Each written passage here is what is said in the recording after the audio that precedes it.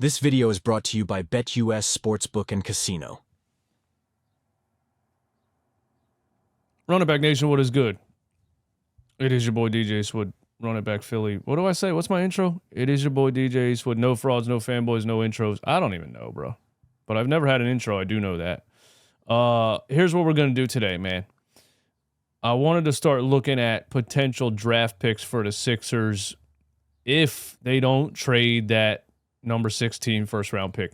You know Daryl Morey's going to try to trade it, but if he doesn't get what he wants or he can't get what he wants, he will inevitably draft somebody. You know, don't forget he did draft Jaden Springer in the first round 2 years ago, which ended up, he ended up trading him for a second-round pick. Who knows why he did that, but I want to start looking at potential draft picks, and what we have to look at is what players actually have the potential to have an immediate impact. You know what I mean? You guys can hit me up with this player, that player, this player could be good in the future and all these things. That's not what's going to happen, I don't think, unless he really has his hands tied and is forced to draft the best player available. If he's going to use the draft pick, he's going to try to get somebody that he thinks can make an immediate impact, somebody maybe like a Derek Lively who could play backup center as a rookie. So I hit you guys up on the Discord and on Twitter, and you threw some names at me, and so I'm going to check some of them out. All right? But first, this is brought to you by BetUS. BetUS, America's favorite sportsbook and casino. Live betting and racebook. We're celebrating 30 years with a historic offer. A 125% sign-up bonus on your first 3 deposits. Plus 10% gambler's insurance. Get started today. BetUS, where the game begins. We're over on the BetUS website, and check it out, man. Thursday, Celtics-Mavericks, Game 1. We're going to take a very random prop bet right here because I think I'm going Mavericks in 7.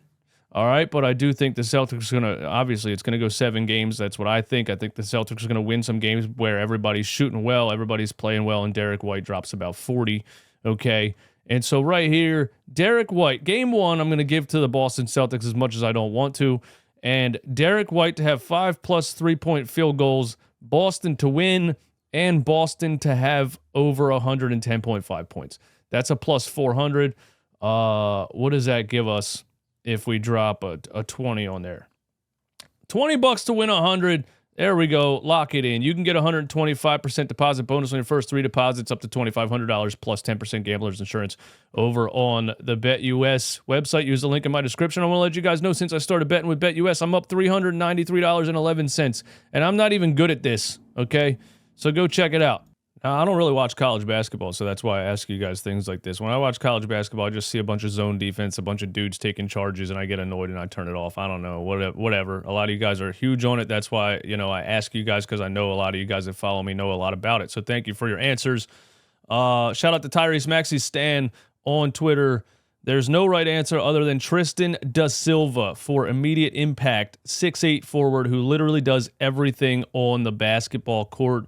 Let's go check out Tristan da Silva. I've heard the name. I'm not an idiot. I'm not under a rock. I see highlights from the tournament and things like that, so I know who you're talking about, but I don't think I've ever really watched him play. So let's check it out. Tristan da Silva is one of this draft's older players, which means he has a more polished skill set than most projected in the mid to late first round. Da Silva has a refined shot, shooting above average on nearly 5 attempts from 3 per game during his last season. I like the fact that he's one of the draft's older players. That means that he could be, seasoned and ready to go, ready to play in the NBA, much like a Mikal Bridges was, who the Sixers then traded away for peanut allergy, but we're not going to go there. So Tristan da Silva could be NBA-ready player based on his age, his level of, years playing college basketball. So he could be a plug-and-play type of player who could have an impact as a rookie. He has a more polished skill set than most projected in the mid to late first round. So he's projected to be NBA-ready. So, yeah, Maxie Stan on Twitter, you're right. If the Sixers were going to draft somebody, they would probably be looking at somebody that's NBA ready to go. Draft notes on Tristan da Silva.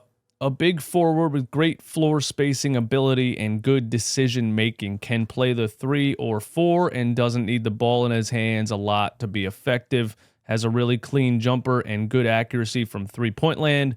Big shooters like him will find a spot in the league, is a solid rebounder and can rip and run, isn't a great open court athlete or above the rim player, but has decent handles, plays with his head up, and can lead the break. A good connective passer who doesn't stall the ball. A solid team defender who can guard the 3 or the 4. Now, I don't want to compare somebody who hasn't played a day in the NBA to a Lauri Markkanen, but a lot of you guys think Lauri Markkanen is the best thing since sliced bread. And, if obviously he's probably not available via trade, and if he is, he's going to cost more than the Sixers have. But if you were going to draft somebody in the draft, I think you guys are right. I think that's the type of player the Sixers would be looking for. It's the type of player the Sixers are always looking for, first of all, is a wing who can catch and shoot at a high percentage, at a high attempts per game, who can space the floor for Embiid and also can help out with defense and rebounding. So just from what I'm reading right here, and the fact that he's a 4-year senior tells me that it would be the right choice if Daryl doesn't get what he wants via trading that number 16 pick. If he was forced to use it to draft somebody, just by reading this, I would say he's definitely one of the guys that he should be looking at. Now let's go watch some film of this guy. Tristan da Silva, 6'9", 220, 22 years old, forward, average 16.5, 2.4 assists, 1.1 steals, 49% from the field, 39.5% from 3, and 83% three-point shooter. Sounds good to me. Let's check him out. Can we get some clips here? All right, here we go. Let's check him out. Is that him right there, number 1? Where are you at? Oh, there he is, number 23. Is that him? There he is. Oh, that's some NBA range right there. Quick pull-up, too, man. I like that. So, a lot of times I look at the percentages on three-point shooting, etc., and, I'm always like, yeah, but that's a college three-point line. Actually, is the college three-point line the same as the NBA three-point line these days? It used to be the same as a high school three-point line. I guess it is moved back. How did I miss that? Anyway, let's watch Da Silva, man. Here he is bringing the ball up. Ooh, he's got some ball handling skills. He's got some awareness on where the defender's at. All the way down and finish with the left. I like that. Now, of course, you always take it with a grain of salt because who are these random, white kids that he's playing against? But white people always get mad in the comments when I say shit like that, man. It's a joke. Calm down. Here we go. Around the screen, through contact. Oh, there was a nice dime by 44. Who dat? That's a nice drop-off pass. Look at this. Fake handoff. Backdoor dime. Ooh. And he starts running down the floor on the other end, bro. That was nice. Let me see the finish. Bang. Let's go. That was more of a play by the center than Da Silva. But here he is stretching the floor. Top of the key. Oh, swings it. Cuts after the swing. Okay. Sixers players that pass the ball and then move and cut to the basket. Kelly Oubre. Yeah, I think that's it. Let's see Da Silva. Okay, setting a screen right there. Catch and shoot. Easy money. Yeah, that's a nice shot, bro. You guys are right, man. That's a nice shot. When you look at his size, his ability, and his age, I mean, yeah. Here he is in the corner. Going to catch and shoot. Oh, better than Tobias Harris. Bang, bang. Let's go. Yeah, man. His size and his age, I think you guys are right, man. I think he can have an immediate impact on the Sixers team, man. You know what? I might be on the Tristan da Silva train. Because who are you going to trade for? Who are you going to trade the number 16 pick for in the NBA right now who has this skill set? Name them, bro. Name them. Unless you pull off some crazy Mikal Bridges trade. Dorian Finney-Smith is this type of player too. I think a real 3-and-D. But a 22-year-old that's got game like this, bro. Bang, bang. Let's see what else we got here. Here he is on the ball. He's going to drop it down to the center. He's going to cut.